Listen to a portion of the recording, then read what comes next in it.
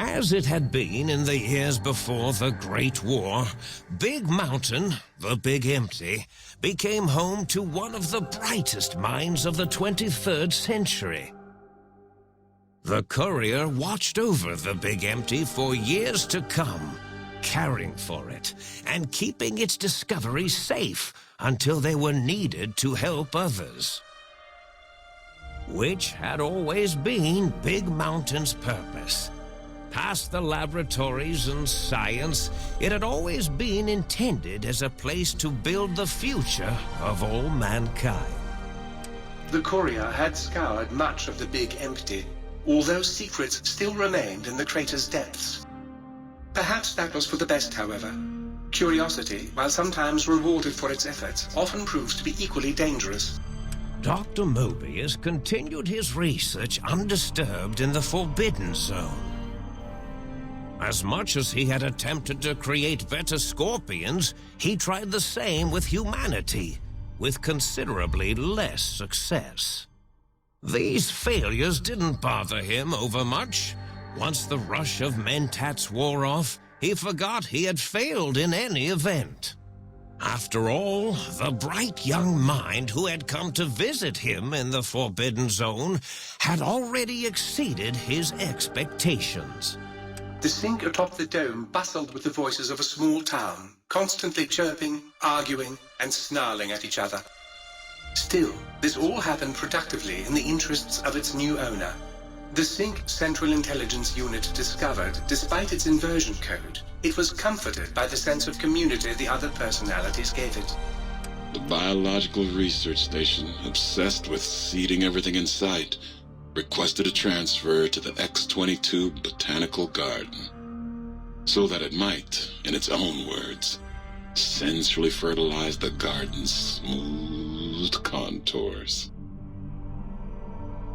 The garden sent back a polite refusal, saying it had prior commitments with a vault it had helped infect before the war. The book chute continued to devour all seditious materials until it nearly choked on a paperclip. It adamantly maintained it was a Chinese paperclip, and the whole thing had been an elaborately orchestrated assassination attempt. Whatever the reason, it slowed down for a while, carefully appraising each document and clipboard that came to it. The light switches continued to bicker and flicker. This persisted until the day someone dropped a flashlight in the sink, and the two of them united in their hatred of the showboat. One of them eventually transferred to the Lightwave Dynamics plant and began a long, unrequited affair with one of the holograms. The sink continued to ruthlessly scrub any particulate matter that came near it. Eventually, it gained access to the magnetohydraulics plant and nearly flooded all the Big Empty in an attempt to scrub the crater clean. Once it learned of the innovative toxins plant, however, it gained new purpose. It sought to develop antitoxins to flush into its drains and counteract the poisons bleeding into the soil. The toaster continued its psychotic spree, reducing all appliances in range to scrap electronics and spare parts. After one of its more psychotic episodes, however, the other Sync personalities decided enough was enough and dumped the toaster in a bathtub. Sparking and hissing, the toaster swore its enemies would rue the day when they had bread and no way to toast it. Muggy did his best to collect coffee cups, although in his quest, he accidentally trapped himself in Higgs Village. It might have been the end for poor Muggy. Except, he found it peaceful there, tidying up the kitchens of the think tank professors back when they had been flesh and bone. Well, except for Dr. O, who was an asshole for having created Muggy in the first place. Muggy left O's house deliberately dirty, punishing the dishes and cups that lived there in blind revenge for serving Dr. O. Blind old Jefferson, with sounds the courier brought him, created a symphonic counter-frequency that saved Big Mountain. from Sonic Invasion in 2910. If you didn't hear about it, good. It was rumored by the other personalities that he had a brief fling with the light switches. Although he forgot their names once too often and was soon left in the dark as punishment. Autodoc, always gentle and methodical, kept sewing up the courier in all the right places when the skin split open from repeated wear and tear. The Autodoc was just glad to have purpose again. It heard its simpler brothers and sisters who got shipped to the Sierra Madre were bored out of their skulls in that toxic dead city. In time, the Autodoc found a way to deactivate the Y-17 trauma harnesses, releasing the corpses they had held prisoner for almost 200 years. As the courier ran through the X-8 facility multiple times, the computers analyzed the test subject's movements. Rather than performing a superficial observation, they realized the subject barely knew what communism was, or even what a high school was. This confused them for a time, until the facility finally realized that its research had succeeded. So it let its cyber dogs out into the wastes to help protect small communities from physical aggression rather than communist propaganda. The infiltration program in X-13 felt spent, having repeatedly upgraded the stealth suit until it could upgrade it no more. It felt warm, fulfilled, and a bit sluggish. It realized not long after, the stealth suit had left it without so much as a note on the nightstand. So the infiltration program sent out robo-brains into the wastes, looking for its wayward technology.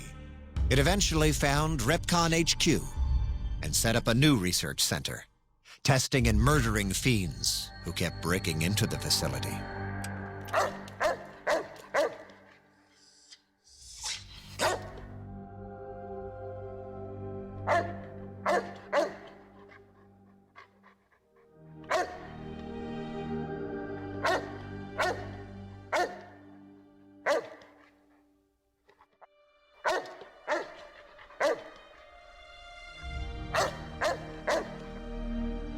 The courier, organs intact, continued onwards, a little less heavy of step, but with all the organs in the right places, as they should be.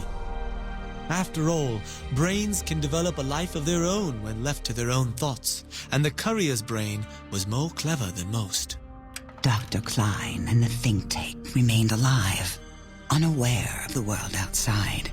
They looped through their daily routine, none the wiser about the world beyond, although perhaps wiser was the wrong word. The world outside belonged to the courier, and if anyone would shape it, well, the courier had already called dibs. There is an expression in the wasteland, old world blues. It refers to those so obsessed with the past they can't see the present, much less the future, for what it is. They stare into the what was, eyes like pilot lights, guttering and spent, as the realities of their world continue on around them. Science is a long, steady progression into the future. What may seem a sudden event often isn't felt for years, even centuries to come. In the times following the Second Battle of Hoover Dam, however, Old World Blues took on a new meaning. Where once it was viewed as a form of sadness, nostalgia, it became an expression describing the potential for the future. It can be easy to see science as evil, technology unchecked as the source of all ills, all misfortunes. With the courier at the helm, science became a beacon for the future. There was old world blues and new world hope. And hope ruled the day at Big Mountain. We could say more, but the stories in the Big Empty speak for themselves. Now armed with the transportal ponder, the courier could return to the dome at any time and crack open the secrets of the Big Empty one by one. The sink sat vigilant, waiting for its master to return, shoes covered in Mojave dust. Only one road yet remained, and it was one the courier had to walk alone.